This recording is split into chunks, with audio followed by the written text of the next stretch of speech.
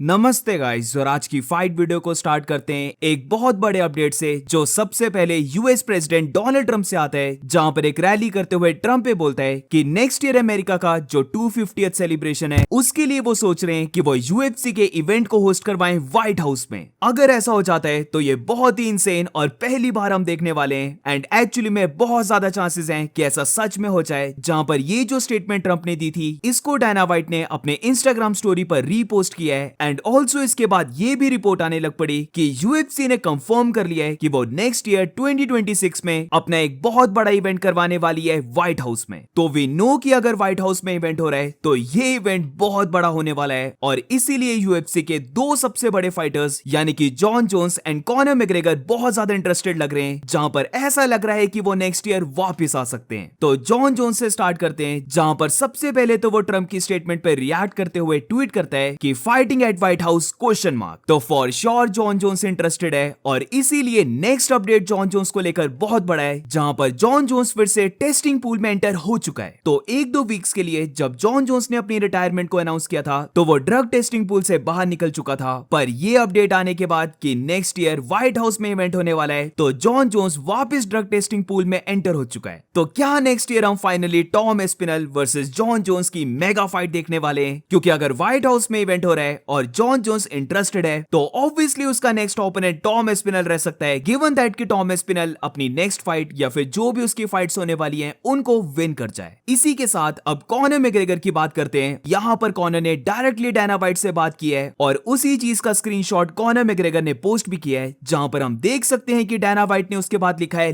Love it. इसके साथ Connor ने माइकल चैंडलर को कॉल आउट किया है, जहां पर वो ट्वीट करते हुए कहता है कि दी ओनली प्लेस जहां पर डिस्प्यूट्स ट्रूली सेटल होते हैं वो है व्हाइट हाउस। तो क्या फाइनली हम कॉनर को नेक्स्ट ईयर वापस आता हुआ देखेंगे? जहां पर अगर तो कॉनर और जॉन जोन्स दोनों वापस आते हैं वो भी एक इवेंट के लिए, तो ये इवेंट हिस्ट्री ऑफ यूएफसी का सबसे बड़ा इवेंट होने वाला है। ऑल्सो इसके साथ कॉनर ने ये भी ट्वीट किया कि उसका फाइटिंग रिटर्न व्हाइट हाउस में काफी इंटरेस्टिंग है, और अगर ये होता है तो जो उसका सारा फाइटिंग का फोकस था वो वापस आ जाएगा। कम ऑन कॉनर, एक फाइट के लिए लॉक इन, क्योंकि अगर व्हाइट हाउस में कॉनर मैग्रेगर हेडलाइन कर जाता है तो ये पूरा इवेंट मैसिवली बड़ा होने वाला है, एंड ऑल्सो हम कॉनर को विटनेस करने वाले हैं कि वो अपना रिटर्न कर रहा है। तो नेक्स्ट ईयर इससे अमेजिंग बात नहीं हो सकती। तो मेरी ओपिनियन में सारे नशे दूर करके जस्ट लॉक इन हो जाना चाहिए, क्योंकि रिमेंबर गाइस, बस एक विन और कॉनर मैग्रेगर किसी भी टाइटल के लिए फाइट कर सकता है। इमेजिन कॉनर की माइकल चैंडलर के साथ फाइट होती है, वहां पर कॉनर विन कर जाता है, और नेक्स्ट फाइट उसकी बेल्ट के लिए होती है, या तो वो इली टोपुरे के साथ फाइट करता है for the light weight belt, या फिर सपोज कि इस्लाम जेडेम को बीट करके चैंपियन बन गया है और वहां पर हो रही है इस्लाम महाचेव वर्सेस कॉनर मैग्रेगर की फाइट। है तो ये काफी इंसेन, बट एक काफी वाइल्ड पॉसिबिलिटीज हैं, क्योंकि पता चले कि कॉनर फोकस ही नहीं कर पा रहा है और वो अपना रिटर्न कर ही नहीं पाया। और इसी को लेकर एक चीज मुझे याद आई कि माइकल चैंडलर के हाउस में फिर से पार्टी हुई होगी, क्योंकि वंस अगेन जो उसने 2-3 साल पहले रेड पेंटी नाइट की ड्रीम्स को देखा था वो फिर से वापस आ गई है। तो पॉसिबिलिटी तो बहुत ह्यूज है कि नेक्स्ट ईयर हमें व्हाइट हाउस में इवेंट देखने को मिलने वाला है। बट क्या तुम्हें लगता है कि उस इवेंट में जॉन जोन्स और कॉनर मैग्रेगर फाइट करेंगे, या फिर दोनों में से कोई एक फाइटर डेफिनेटली फाइट करेगा?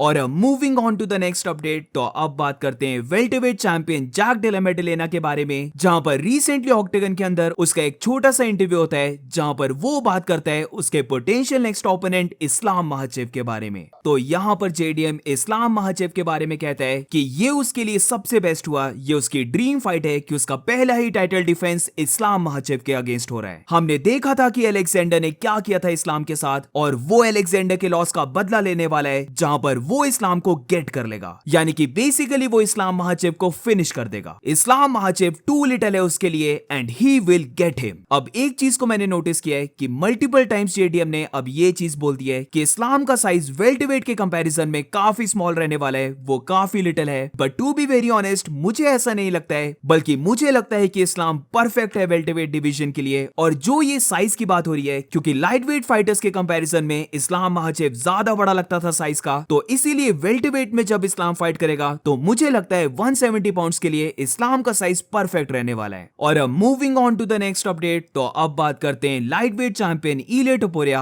अरमान सरूकियन एंड पैडी पिमलेट के बारे में। अब इलिया टोपुरिया से स्टार्ट करते हैं, जहां पर रिसेंटली उसकी एक प्रेस कॉन्फ्रेंस की तरह हुई है, जिधर वो बात करता है Islam Makhachev, Paddy Pimblett, Arman Tsarukyan and even Conor McGregor की। तो मैं काफी शॉर्ट में बताऊं कि इलिया ने बोला क्या है, तो सबसे पहले अरमान सरूकिन से स्टार्ट करते हैं, जहां पर अरमान को लेकर इलिया टुपुरिया बिलीव करता है कि अरमान की फाइट उसके लिए पैडी पिम्बलेट की फाइट से भी इजी फाइट है। इलिया टुपुरिया ने यहाँ पर बेसिकली अरमान को ट्रोल किया है, जहां पर वो कहता है कि अरमान सरूकिन की फाइट तो पैडी पिम्बलेट की फाइट से भी इजी है। और इमेजिन करो तुम्हें अपनी लाइफ की सबसे बड़ी अपॉर्चुनिटी मिल रही है टाइटल के लिए फाइट करने की, और जब वो दिन आता है तो तुम पुल आउट कर जाते हो। क्यों? क्योंकि तुम्हारी बैक हर्ट हो रही है। अगर वो अरमान की जगह होता तो वो जरा भी केयर नहीं करता, वो सिंगल आर्म से भी फाइट को एक्सेप्ट कर लेता। अब इस चीज को लेकर अरमान सरूकिन ने इलिया टुपुरिया का रिप्लाई दे दिया है, जहां पर अरमान ट्वीट करते हुए कहता है कि फन फैक्ट, इलिया टुपुरिया नियरली अपने हर एक वेट को मिस करता है, तो जो वो फेरी टेल को बता रहे कि वो सिंगल आर्म से भी फाइट को एक्सेप्ट कर लेता, तो ये चीजें इलिया ना बोले, क्योंकि यूएफसी में उसने चार्ल्स जॉर्डन की फाइट से पुल आउट किया एंड केज वॉरियर्स में भी उसने वेट को मिस किया था, इसीलिए अपनी फाइट को विन करने के बाद भी वो वहां का चैंपियन नहीं बन पाया था। अब इसके बाद इलिया ने इस्लाम महाचेव और पैडी पिम्बलेट की बात की है, जहां पर इलिया से पूछा जाता है कि क्या वो वेल्टरवेट डिवीजन में जाकर थर्ड बेल्ट के लिए विजन करता है, तो यहां पर इलिया कहता है कि ये चीज डेफिनेटली पॉसिबल है। अगर सारी चीजें उसके हाथों में होती तो अगले ही हफ्ते इवेंट होता स्पेन में, जहां पर एक ही रात में वो Islam Makhachev as well as Paddy Pimblett के साथ फाइट करता, जिधर फर्स्ट राउंड में वो फाइट करता इस्लाम महाचेव के साथ और सेकंड राउंड में वो फाइट करता पैडी पिम्बलेट के साथ। और अब बात करते हैं जो इलिया टुपुरिया ने बोला है कॉनर मैग्रेगर के बारे में, जिधर इलिया से पूछा जाता है कि अगर वो फेस कर रहा होता प्राइम कॉनर को, तो क्या उसे लगता है कि वो कॉनर को बीट कर पाता, तो यहां पर इलिया कहता है कि विदाउट अ सिंगल डाउट उसे लगता है कि वो प्राइम कॉनर को बीट कर देता। एमएमए स्पोर्ट कंटिन्यूसली इवॉल्व करते रहती है, तो ये बेसिकली बोलना होगा कि 70s या फिर 80s का जो फुटबॉल स्टार है वो आज की डेट के फुटबॉल स्टार्स को बीट कर सकता है। तो प्राइम कॉनर डेफिनेटली आज की इरा में शाइन करता, बट कॉनर बेसिकली इतना बेटर नहीं होता और वो प्राइम कॉनर को आज की डेट में बीट कर देता। तो सबसे बड़ा question guys, what do you think, क्या इलिया टुपुरिया प्राइम कॉनर को बीट कर सकता था? अब वो फेदरवेट डिवीजन में होजे आल्डो वाला प्राइम कॉनर या फिर लाइट वेट डिवीजन में एडी एल्वारेज वाला प्राइम कॉनर, इन दोनों वेट क्लासेस के प्राइम कॉनर को क्या इलिया टुपुरिया बीट कर सकता था? अब ये जो प्राइम कॉनर की बात लगी थी, तो moving on to the next update, तो अब बात करते हैं पैडी पिम्बलेट के बारे में, जहां पर पैडी पिम्बलेट इलिया टुपुरिया का कंप्लीट ऑपोजिट सोचता है, जिधर वो कहते हैं कि प्राइम कॉनर इलिया टुपुरिया को नॉकआउट कर देता। बेसिकली पैडी का कहना था कि इलिया टुपुरिया ट्राई कर रहा है कॉनर बनने की, उसके पास सेम टैटूज हैं, वो सेम ट्रैश टॉक कर रहा है, और इवन उसने कॉनर की सेम ही लाइन को बोल दिया, जहां पर कॉनर के ही तरह इलिया टुपुरिया उसे बोलता है कि वो अपने बॉल्स को उसके फोरहेड में रख देगा।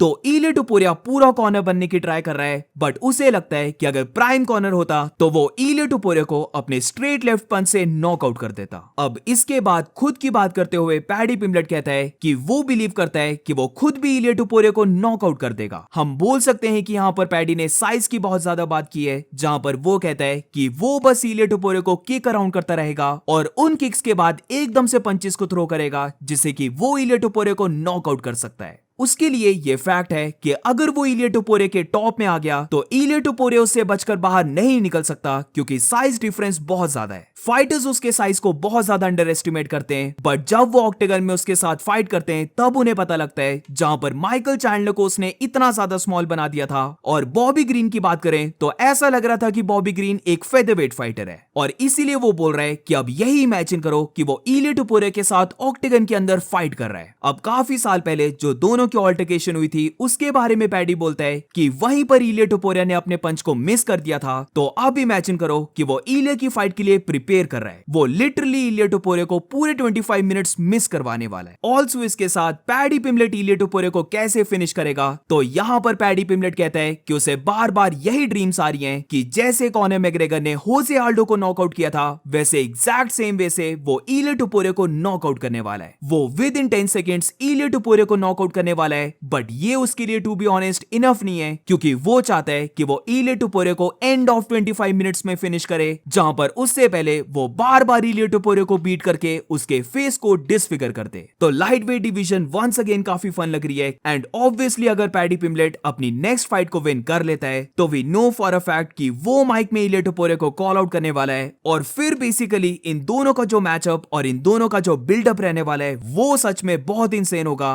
और ये पूरी लाइट वेट डिवीजन की सबसे बड़ी फाइट हो सकती है। और अब moving on to the next update, तो एक छोटा सा अपडेट है हेवीवेट चैंपियन टॉम एस्पिनल के बारे में, जहां पर रिसेंटली टॉम एस्पिनल रिवील करता है कि उसकी और यूएफसी की टॉक्स हो चुकी हैं और उसकी फाइट बुक हो चुकी है। वो स्टिल थोड़ा सा फिगर आउट और कंफर्मेशन ले रहे हैं कि उसका नेक्स्ट ओपोनेंट कौन होगा, बट एज ऑफ नाउ वो कौन सी डेट में फाइट करेगा ये सब बुक हो चुका है। तो फॉर श्योर इस साल ही टॉम एस्पिनल फाइट करने वाला है, और मोस्ट लाइकली जो सबको लग रहा है कि टॉम का नेक्स्ट ओपोनेंट रहेगा तो वो है Ciryl Gane. And that's it for today guys. आज की फाइट वीडियो में बस इतना ही। अगर तुम्हें वीडियो अच्छी लगी हो तो please make sure to like subscribe. मिलते हैं नेक्स्ट वीडियो में।